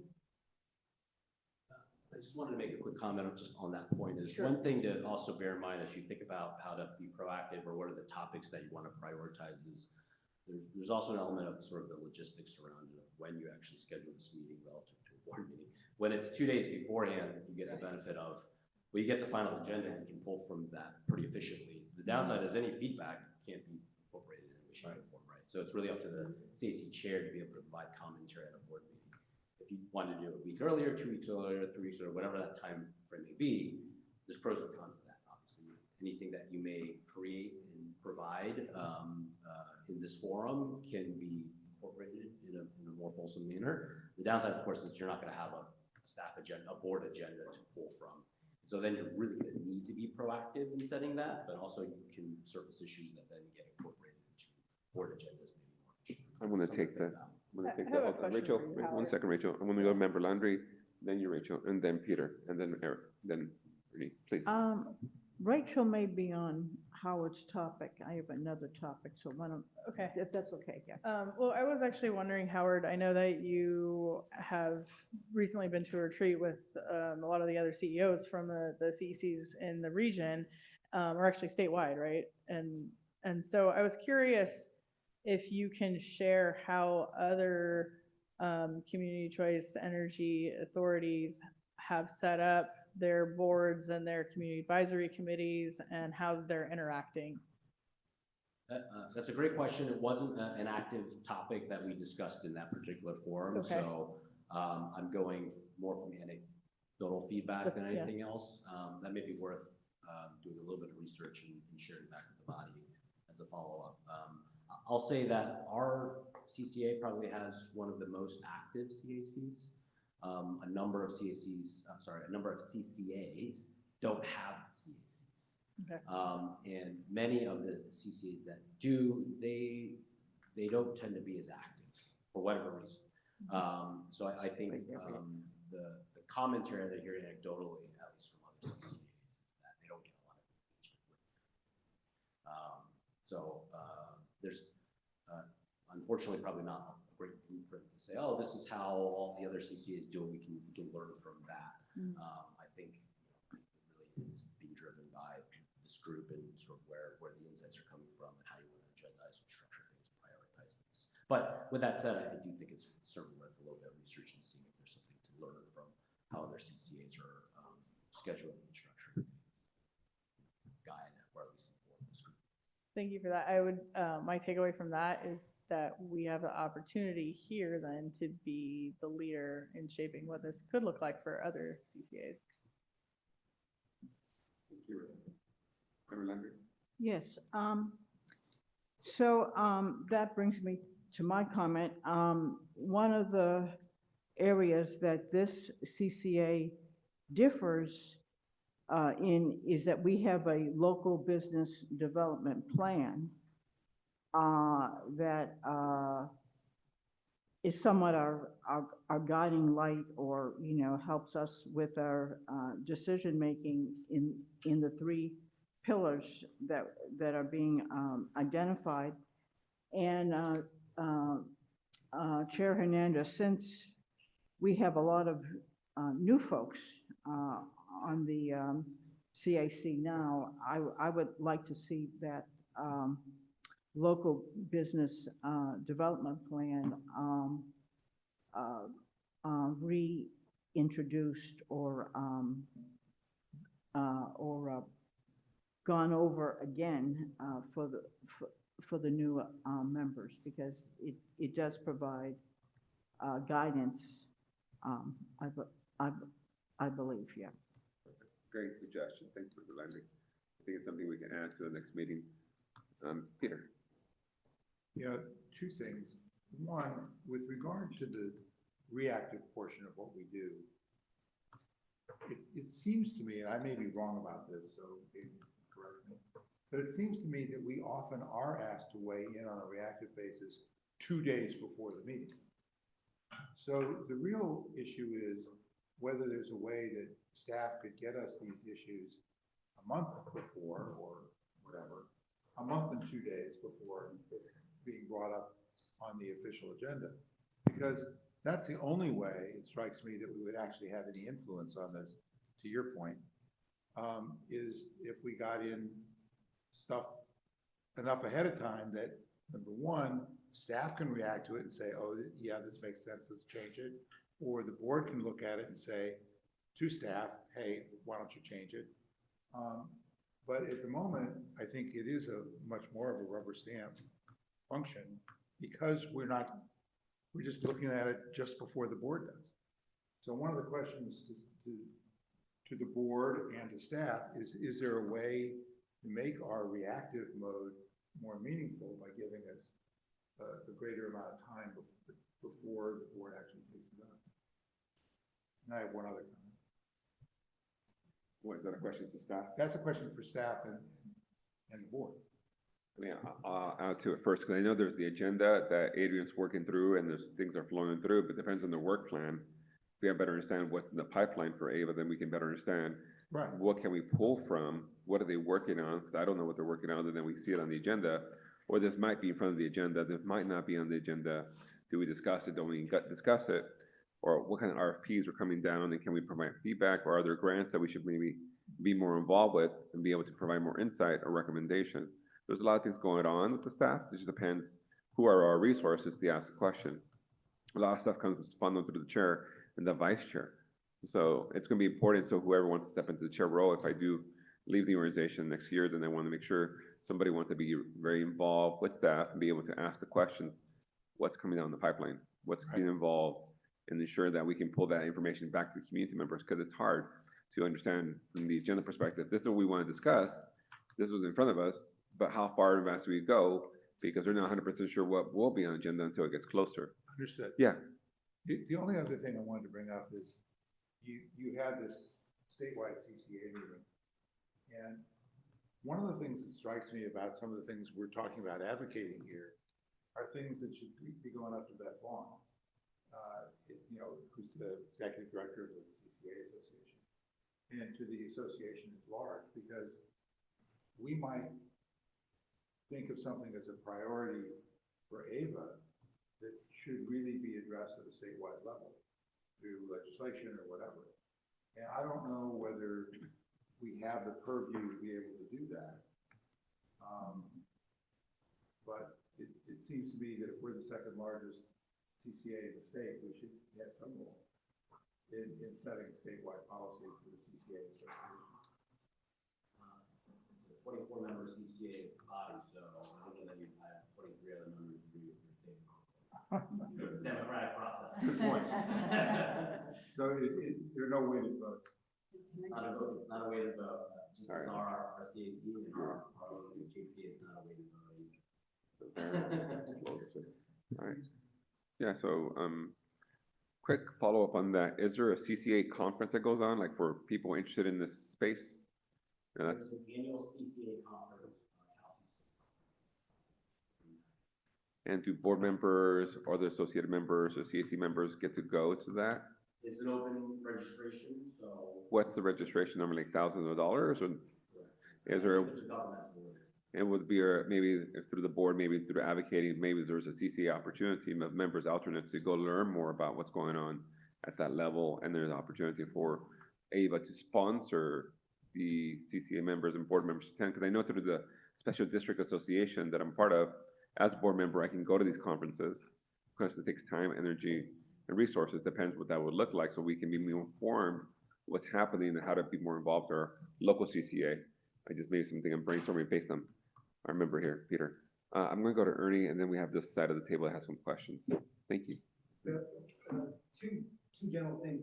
First, as Go someone into the mic. As someone along with Cynthia, Rachel, Jessica, as a community activist, I think Jim might have been around, we spent a lot of effort, hundreds and hundreds, maybe 1,000 hours of effort as community members to make sure that this CAC actually had a seat on the board and actually had a voice if we chose to use it. So that's why we exist. It took a lot of effort and we shouldn't waste that. And most other CCA programs around the state, that activism never happened, or if it did happen, it was not successful. And I've watched OSLIC through the years where depending on, and I know I've fallen slack many times myself, or depending on how much interest and time the CAC actually puts into it, you know, it shapes how much we influence the board and what's being worked on and what the outcomes are. So just a historical note. So let's not waste our opportunity, even though we all got a lot of things going on. The second thing, at the beginning of this, I wasn't going to bring it up. It seemed a little too specific, but I've rethought it. On the issue of energy, so I was talking to Howard and JP about this, and you've heard me bring this up at other meets, but let me throw out a couple facts. The CPUC, this offshore wind. The CPUC just ruled maybe 2-3 months ago that the first tranche of offshore wind for California is going to be 7.5 gigawatts. And that throughout the state, all the service providers are going to get allocated per their load, some of it. So we're all getting it if it gets built. The big goal is 25 gigawatts. It's a non-existing industry in California. So in our service territory, we have two ports, Port of Oakland and Stockton. Howard and JP just informed me today something I didn't know. The Port of Oakland technically is not in our service territory, like they're islanded, but they're in our service territory. This new industry, which the first kilowatt is not going to actually get delivered for probably like 5 solid years. There's a whole, we talk for an hour about the issues that have to be settled, but it's coming. To meet our SB 100 goals, mandated goals, we have to get this 25 gigawatts of offshore wind, one way or the other. Otherwise, we're not going to meet our SB 100 goals. It can't be done. So what I want to see as part of our local development business plan is us capture this industry. So the Port of San Francisco is actively working on capturing this industry, because for offshore wind, the manufacturing and a bunch of the work needs to be done at the port or very close adjacent to the port. There's going to be thousands of jobs created, hundreds of millions of dollars flowing into local economies. I want to see tens and hundreds of millions of dollars flowing into the East Bay economy and the Stockton economy through utilizing our port. That's going to take activism on us to make sure that our CCA and Cal CCA and the other CCAs are actively supporting what legislation, regulation, finances, at the federal grants, everything. There's an entire suite of things that need to happen to make this happen. And it has to start now because it's going to take 5 years for us, for the engineering to happen, for the EIRs to happen, for the planning, for the financing, whatnot. So that is something I would like to see us very active on this year. And I'm happy to go into overwhelmingly boring amount of detail on this. But I think that needs to be a priority for us this year to see what we can capture for our local economy and to meet our Save the Planet greenhouse goal reduction goals. Thank you. All right, so we're about to land this plane in a few minutes. We're coming towards 8:30. See how we can maybe close up some ideas, suggestions, wrap up, and then see how we can put the minutes together. But I think there's 3 comments on the side of the table I want to get to. So I think we'll go from left to right. Is that okay? I didn't count. I wanted, thank you. I wanted to actually reiterate, I am not complaining at all about the structure. I believe in AVA, but I also believe in Sun 2's tenant, that you know what your powers are. And if you know that there's 25 or 12 really interested people, use us. We're here. And we feel that, you know, we're coming from different walks and specialties, and I'm energy efficiency, he may be offshore wind. And you know, but somewhere we would love to be your part of your brain that helps you. That's what we're here for. And that segues right into what I was going to say, which is I was hoping to come away from this meeting to figure out what is my job. I mean, I meet with my sustainability person, I meet with the city council people. We talk about what AVA does. They tell me what they're doing. So I'm trying to create like a loop between that. And then also I want to write articles to support AVA. You know, what is it that I can do as a member? So I'm hoping to get what sort of directions of how you all are handling that and how should I? And hopefully for each of our, if we're each different, or maybe we're not, and maybe all our climate action plans have the same problems. Maybe we're all dealing with residential electricity and transportation as an issue. How can we all help each other in exchange between the different towns? That's what I'm hoping for. Thank you. I'll go to Rachel, then we'll go to Pete. All right, so first, I think I wanted to respond to what Member Weiner was talking about, where, you know, we do have this challenge that agendas come out and we have, 2 days before the board meeting to react to it. And I think that, in some ways I think there's ways that staff can bring us information earlier to say, this is what is, looking like it's going to go onto the agenda. But, the fully baked agenda item, may not be available. We might not know what the recommendation to council is going to be yet. So I think we have to have our expectations set for that. Like, we can be more informed about things that are coming, that are going to be coming down the pike, but then ultimately we probably are going to have to be reactive when it comes to board items. And this is a challenge that I would say is not unique to this group. It's also what in the MuniPals group, we have given feedback to staff many times, the same thing, it's like, oh, this meeting's, right around the corner. Like, we would have liked to have had more lead time. So I think there's a reciprocal relationship there between AVA staff and this group in terms of how we can learn about things more ahead of time, but then also, have expectations that we are going to have to be reactive. I think where we really should be focusing our efforts is on those more proactive items. And my thought here is, staff are working on projects that are going and programs that are going to be, as much as they can be, a one size fits most, to have a really big impact and to be scalable, because there are some really robust goals for achieving emissions reductions and electrification across our communities. I think what happens is then those one size fits most opportunities leave certain groups of people behind. And so my suggestion is that the CAC really focus in on where we can provide a value add to the work that staff are already doing, rather than try and direct them on programs and projects that they are doing really well. Let's fill in the gaps. let's focus on how are we serving underserved communities? How are we making sure that, you know, people who don't have the resources to buy solar and EVs can still do that because we're offering programs and opportunities to engage them and doing outreach and really talking about the solutions to climate change that are not just for those who have, but for everybody, and are especially important for those who have been traditionally underserved. So that's my suggestion that I would put out there. Thank you very much, Rachel. Appreciate the suggestion and focus. I'm gonna go to Pete. I'm gonna try also do a last check on everybody, because I would like to have everybody say something from the members' alternates. I know you're in the room, you travel from far distances. I know I know you have something to say. So I'll go to Pete. Thank you. On the slide about the priorities, my point, the answer that I had given was looking into independence from PG&E. And I think that fundamentally underpins essentially all the other priorities that we've been looking at and discussing. Because in Ava's service area, PG&E, they own the transmission infrastructure. They own the distribution lines, all the last mile stuff. And they charge for that. And those charges make up a huge portion of retail customer bills.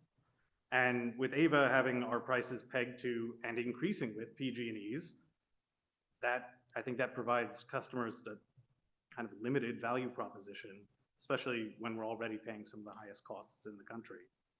And so personally, and this is kind of my pet thing here, is I'd like to see Ava look into owning its own generation and grid infrastructure like other utilities in the Bay Area. There's Alameda Municipal Power, there's Silicon Valley Power, there's SMUD in Sacramento. They're able to provide clean, renewable energy for roughly half the cost of what Ava and PG&E can provide. And it can clearly be done. They are doing it.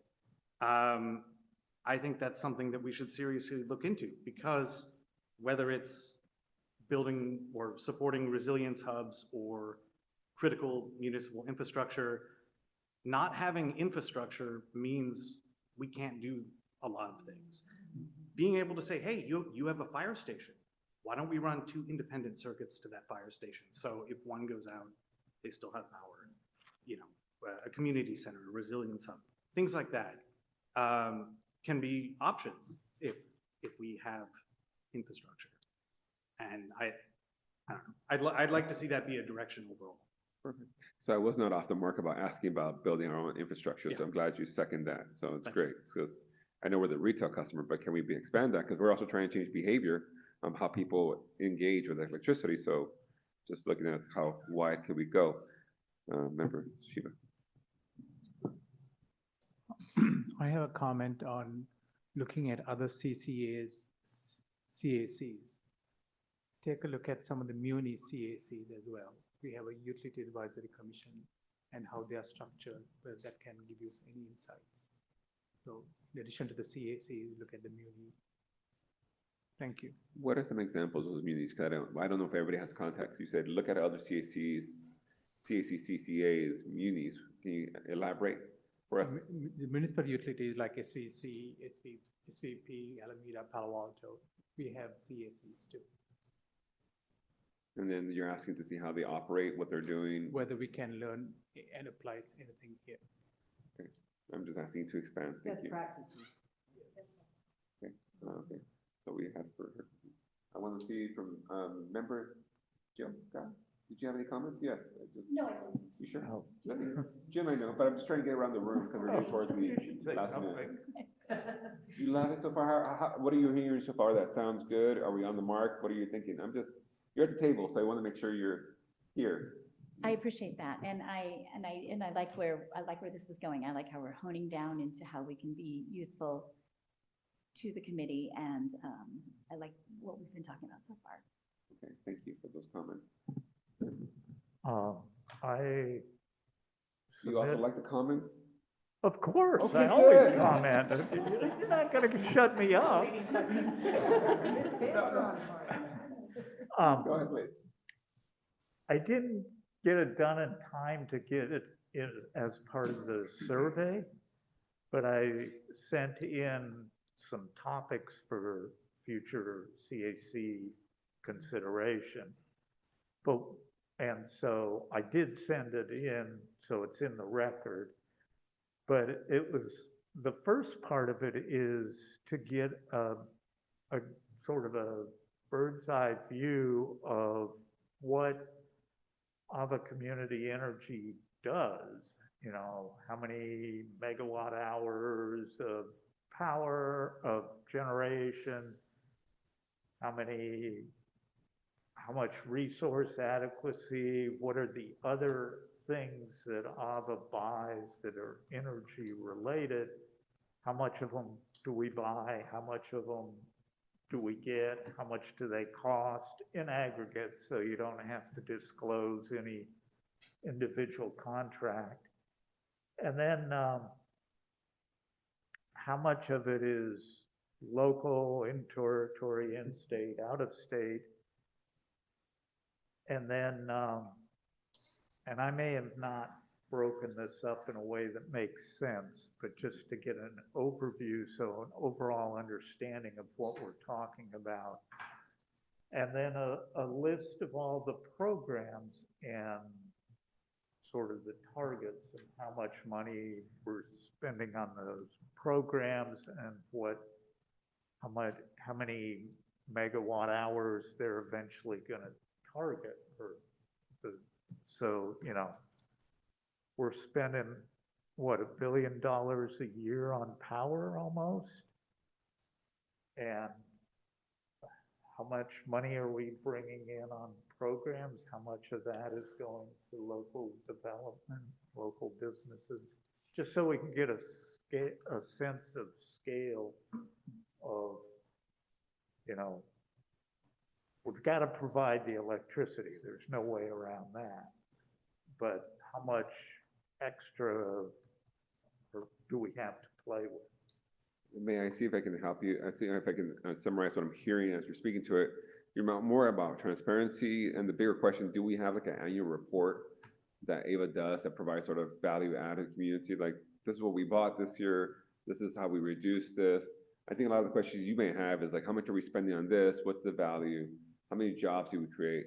Is there such a thing as an annual report? Because I know other agencies, special districts and organizations have their annual report, and we're not, AVA's not necessarily, you know, it's a quasi-governmental agency with the electeds and what have you, but is there something that this board, this organization has done annual reports about? You know, I know it's only been, what, 6 years?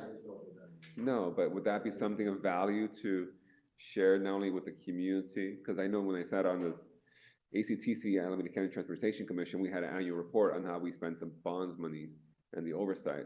So I wonder if that's something maybe that you're looking at, like is it AVA's annual report? It would be a good start. Yeah, I mean, just highlighting who are the board, who are the advisory members, what are the wins, what are the challenges? Wins, like a wind solar. Headwinds. Sorry, it's late, it's getting late. Sorry, I'm just having fun now. Sorry, campaign season. But is that something that would be responsive? Yeah. Okay, and then this board can look at it and provide comments and feedback. Yeah. All right, possibly there. Okay, so so Rachel, any other comments for the evening? Just want to, I'm trying to sort of capture everybody's comments. I'll just, I guess, reiterate that I really feel there is a strong role for us as a CAC to be thinking about how we can bring the people who, you know, might get left behind from programs into the picture more strongly. I think that means, you know, trying to discuss and make suggestions in this group to staff around programs that could support, you know, lower income and middle income individuals, thinking about community facing amenities like Resilience Hubs is part of that, looking at ways that we can, you know, not just focus on people who own homes or businesses, but are renters, tenants, because a lot of the time programs for energy efficiency, for clean energy, for clean transportation are really focused on folks who have disposable income and who have control over, you know, those choices to purchase the cleaner product, to install the cleaner option. And Then there are programs that help the very low income through direct install services, but the folks who are maybe lower moderate income,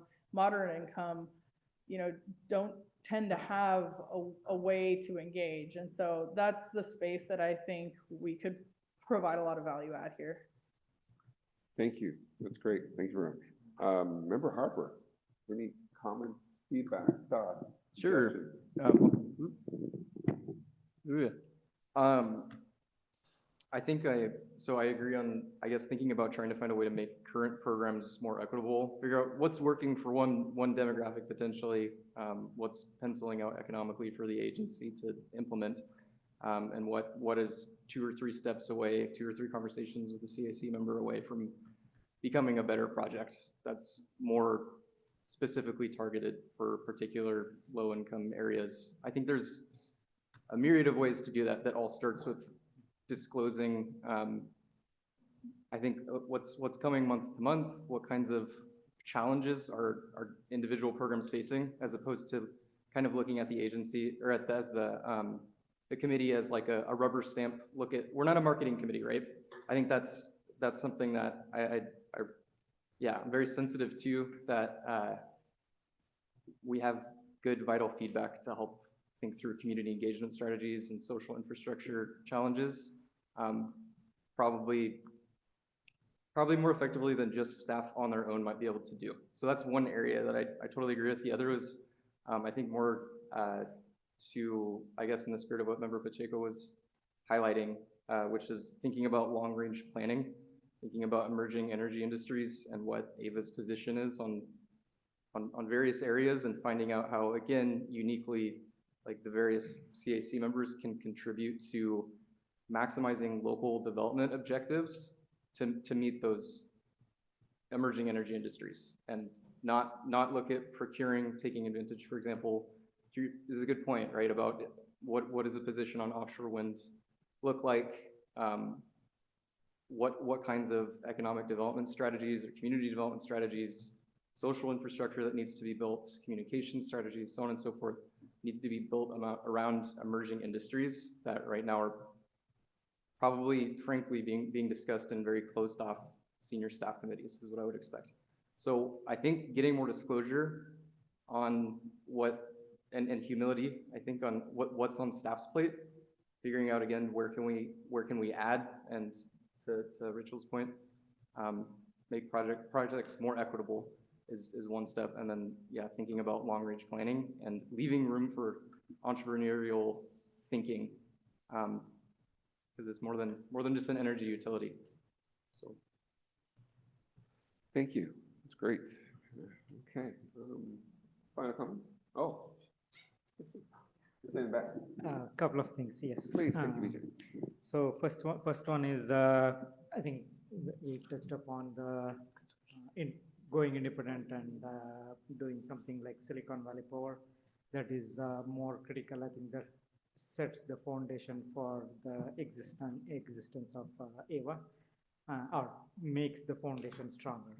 And the second aspect is helping the low-income community, coming up with creative ideas and rolling out those programs across the board should help us fill that gap, as Rachel mentioned. And another point I would like to bring up is, I think some of us mentioned that here is identify each CAC member to be part of working with the staff, so that we can bring and supplement and provide additional support for you guys. With the commitment from the CAC member, this is how much hour we are able to spend and commit to. So once we have that, we have a skin in the game, and leverage our skill set, connections, and drive the programs forward. So these are a couple of things that I have in mind. And then I think I heard you say be more critical of AVA strategies, something that you're saying Silicon Valley does to make the foundation stronger. Right. That's what I think I heard you say, and help out with more low-income programs or projects, and then be more equitable across that. And then CAC to work with staff where they have capacity to help with issues and bandwidth challenges. I think that's what I heard. Yeah. Okay, perfect. Thank you for sharing your comments. Other comments? I think the only thing I just want to reiterate is that I think there's a lot of other organizations doing the kind of work that we could somehow leverage and offer the energy options to.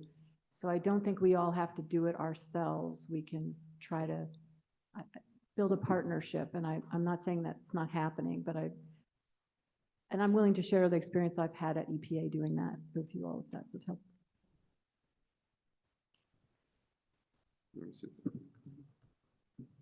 Oh, thank you. This has been very helpful. I think that there's a lot of power here, a lot of motivation.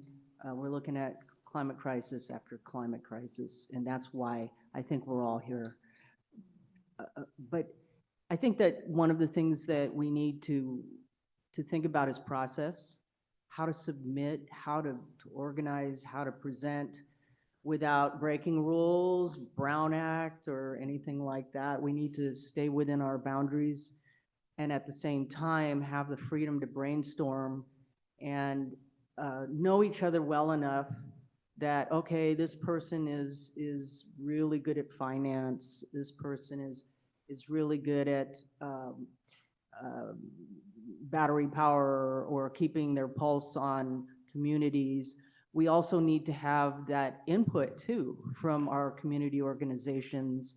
Yeah. So we really need to form these processes and put that together so that it can be functioning. So we don't just kind of, as you say, rebuild or, you know, we'll step on each other's shoes or feet. That is just processes. Thank you.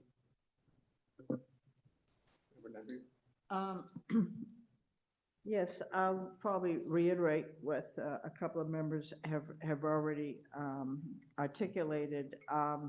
I happen to work in public social services, so I'm always interested in lifting up our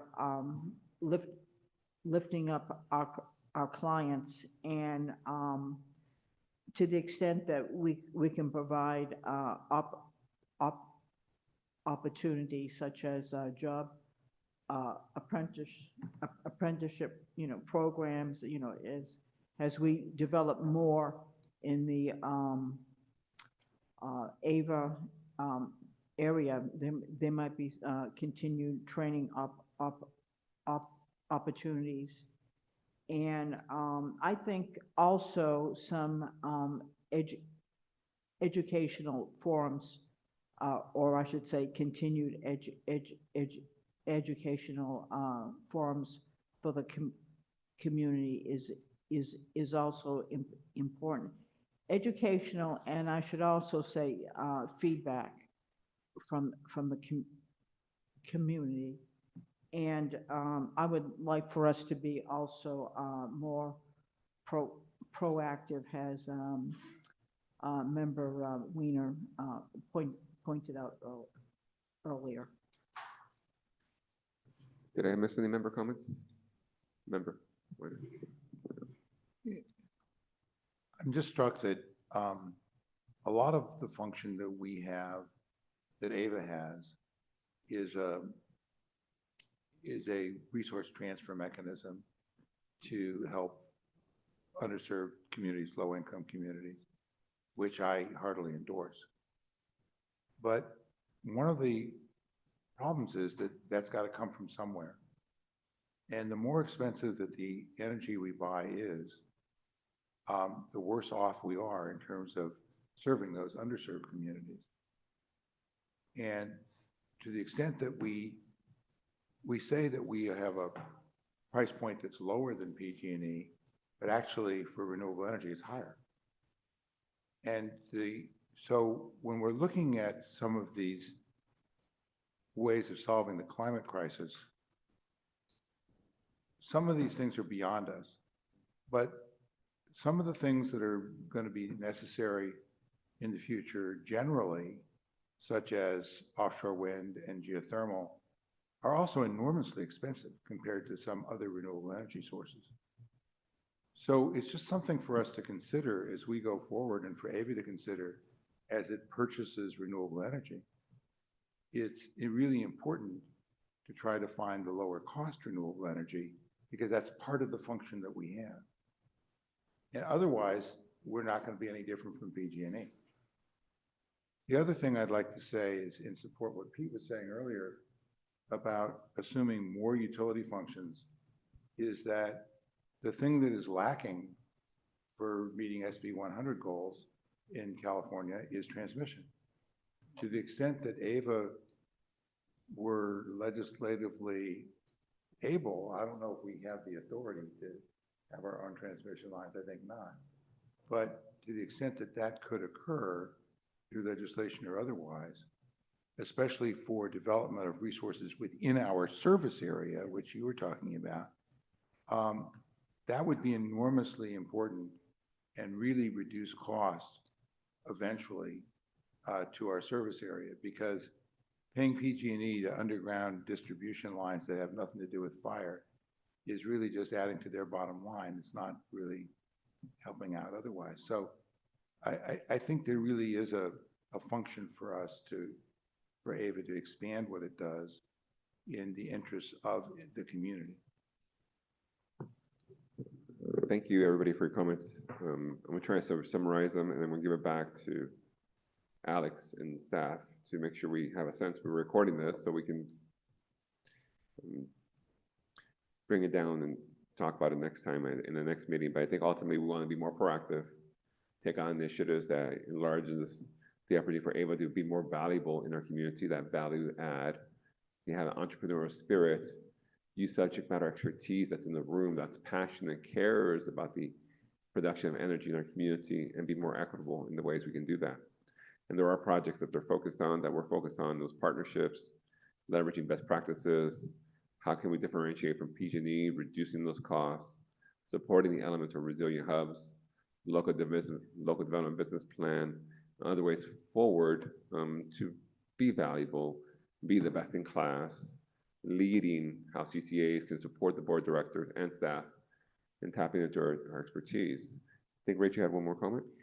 Yeah, so one thing that didn't come up that is in the slide deck was like around meeting frequency and length, but the final thing was about subcommittees. And so as we're talking about the topics that have come up and kind of gelled and things that may emerge for future conversations, I wanted to ask in particular if the CAC decided we wanted to form subcommittees, you know, does AVA staff have an idea of how that could look, and if those would need to be Brown acted, or if there's a way around that?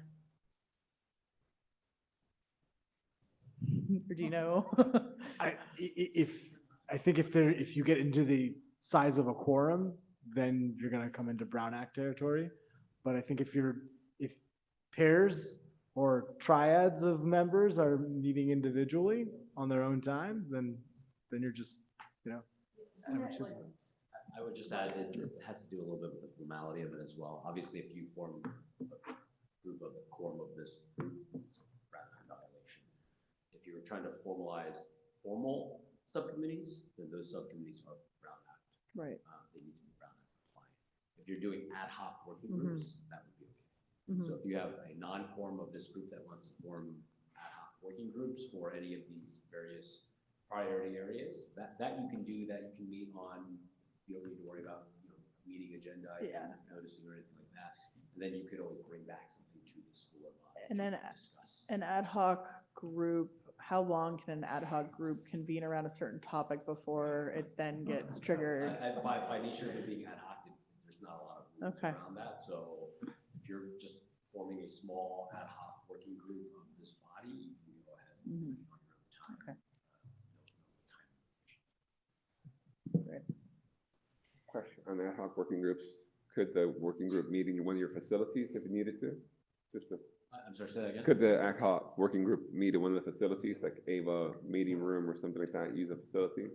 Yeah, we can help coordinate that if an in-person meeting spot would help to enable that. My my guess is there may be a need for virtual. Maybe Zoom. Spread around. That's the limitations. All right, so Alex, anything else that we want to add to the presentation we had up? I know you mentioned about the hour duration. We are coming towards that 9 o'clock. We had 2 more items, so can we table or do we want to take them, address them? We had the meeting minutes and the chair report. I don't know if we want to cover the chair report, but I want to first we finish this item. So do you have enough here that you think that you have an idea for our updated working plan that in November we can revisit some of these notes and suggestions and focus, and then maybe we can act on maybe a subcommittee or some other elements? Yeah, I think based on the notes that we have of key priorities, that we could come back to the group in November and, And we'll talk before then, because we have our regular chair meeting with the vice chair also, see Sure. how we can bring that forward and then see if we want to make any changes to how often we meet or when do we meet. So we'll have to discuss that further. And if anybody feels like they didn't really have the information shared, needs more time to process, please feel free to email me and staff. We can make sure we get your feedback into that meeting. Okay. Any other, so I know we meet 2 to 3 hours, probably more 3 hours, so hopefully that's reasonable, but we try to be very efficient in the timing. I know that we had some minutes. Do we want to look at those minutes or we want to just call it? That's your choice. I think we can, it's about 9 o'clock. We'll table the 2 other items unless we have public comments, just to close out the evening. Any public comment that we want to hear, I'm going to end up tabling the minutes, C5, C6, and we have member staff announcements. I think we can focus on that next time. I'll take any public comments in the room. Jessica, I just want to give you state the time, so I want to make sure you have a few minutes here. All right. Well, always offer. Yes, please take a few minutes. Just to kind of respond to some of the things I heard. One thing I wanted to emphasize is, yes, that we fought very hard in Space Clean Power Alliance for having this body as a governance, community governance of this agency.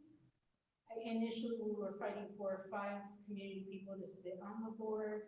The compromise was to have one, the chair, sit on the board to carry, you know, the wants and needs from the community and be able to sway the vote and argue for the position of the community. So that was really important to us, and it's unique. You're the only community advisory committee with that kind of setup. And one thing to also note is not only do some community choice programs not have community advisory, some have gotten rid of them. So, or their work plan is so limited, it's only around like rates. And so going back to like the history, like this is something that we really like fought for, right? And I think the other thing too is just to echo the local development business plan commitment is also unique to this community choice program, which when, you know, in the governing documents, we advocated along with our labor partners to get an agency that not only buys and sells us energy and offers affordable rates, but actually does more investment in the community. So really speaking to building the assets that you spoke about, doing better than PG&E. Because then otherwise, what's the point of community choice if you're just buying and selling and doing the same thing that the utilities are doing? And so just really naming that we need to be building a lot more community benefits for the creation of jobs that I heard somebody say earlier, you know, and all these different things that play the opportunities for, you know, minority-owned businesses and small businesses and, you know, the community innovation grants, the energy efficiency, all the different programs that make up local development. That's where the affordability is. That's where the unique position is of this agency. And so we want to see that move forward.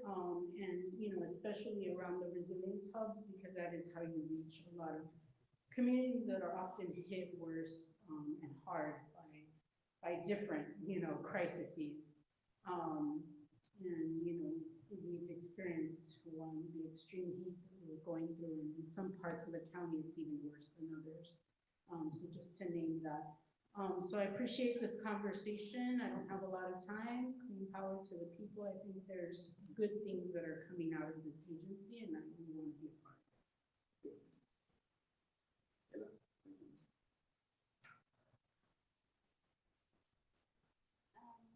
Yeah, hello. I also will keep my, no, just want to keep my thoughts just brief. I just wanted to say I really appreciated the listening into this conversation. Since I began with Local Clean Energy Alliance, I think that I've been just generally very impressed with the eloquence and the thoughtfulness of the members of the CAC. I believe it's been really always interesting to hear the debates, the way that people think through issues around access to clean energy. And I really appreciate that in this conversation, there was a lot of emphasis on low-income areas, resilience of work, like how do we really, how the CAC really conceptualizes the mandate to expand access to clean energy, and like Jessica says, being better than PG&E. And so I just wanted to emphasize that I'm really excited and really looking forward to ways that the CAC to come more into these processes. I really want, as a member of AVA Community Energy Service Territory, and also just as part of Local Clean Energy Alliance, I really, really want to see the CAC come into these processes as more proactively and have a larger voice. Like how Jessica said, like it seems that this sort of strength of a community advisory committee is very, very important and quite unique to CCAs. So just wanted to emphasize that. Thank you. Thank you very much. And I just want to give a shout out to our staff and Adrian for organizing everything and always being a solid, regular person here taking care of business. And with that, we'll adjourn our meeting till the next time, November something. And if we can do a quick group shot, that would be helpful. November Just 18th. November 18th, same time, same room. And then we'll do a quick group shot. That's okay. Just since we got most of our bodies here, maybe we can use it for our AVA page, our CAC. Adjourned. For those who are